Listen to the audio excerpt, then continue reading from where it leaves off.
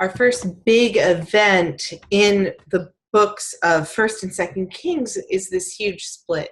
So we've had a steady kingdom going from David to Solomon, and then with Solomon's son, Rehoboam, the kingdom splits in half, and half goes north and half goes south. Well, as Hermione continues to tell her story of Israel and Judah, now two kingdoms instead of one, she is going to use what we're going to call regnal formulas, which is not always that fun to say because it sounds like renal or something like that. So regnal formulas.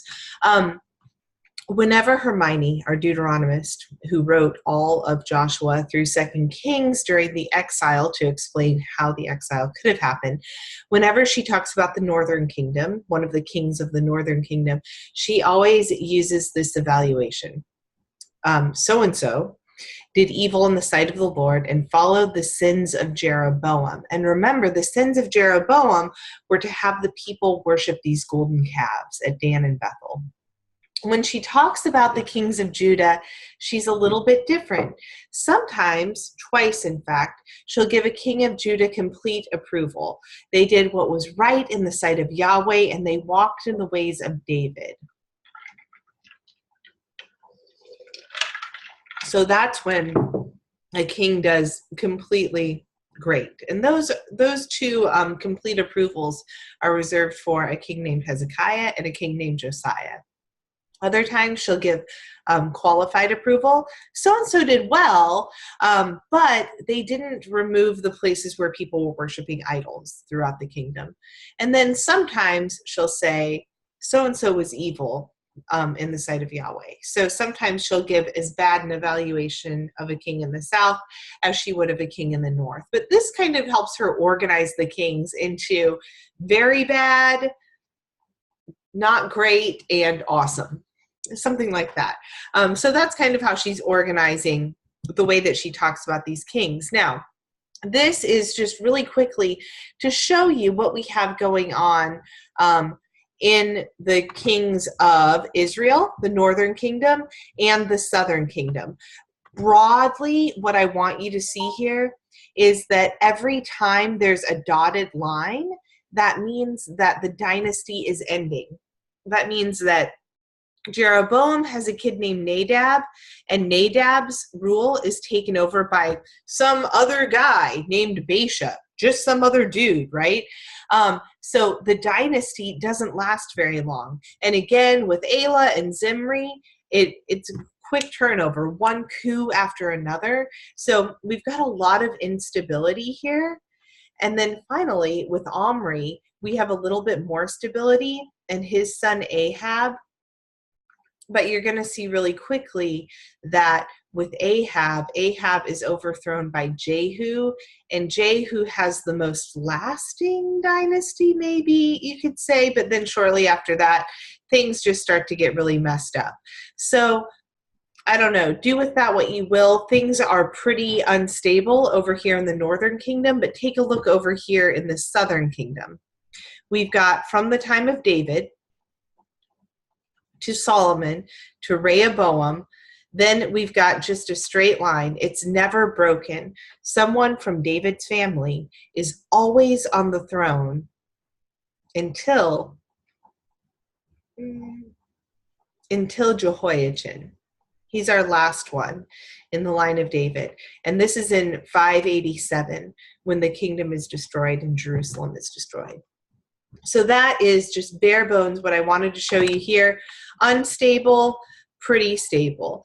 Now, right after this, we're going to zoom in on the northern kingdom. We're going to take a look at Omri and Ahab, because after all of this instability, Omri is the one who really manages to set the northern kingdom in order and make them kind of a big deal. So we're going to move past all that.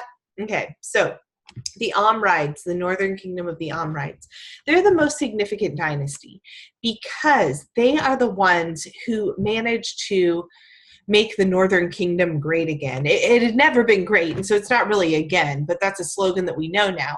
But they make the northern kingdom great. They have power, wealth, they expand the borders, they move the capital to a place called Samaria, and Samaria is right on a huge trade route. And so this is really a power move. They're like, we're going to trade with the cats. They're trying to get up there. The Omrides are trying to become as big as Assyria or Egypt.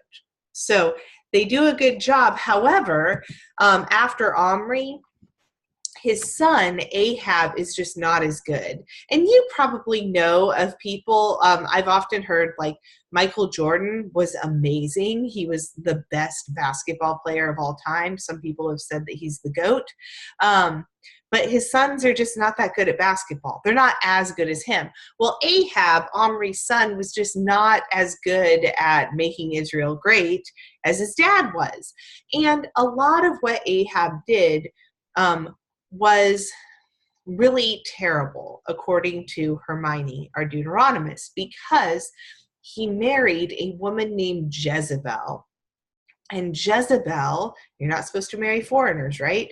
And Jezebel worshipped Baal, and she introduced Baal worship to Israel. Now, they were already worshiping these golden calves at Dan and Bethel. So you might think, well, that's not really making it a whole lot worse, right? She's just saying, worship this thing named Baal instead.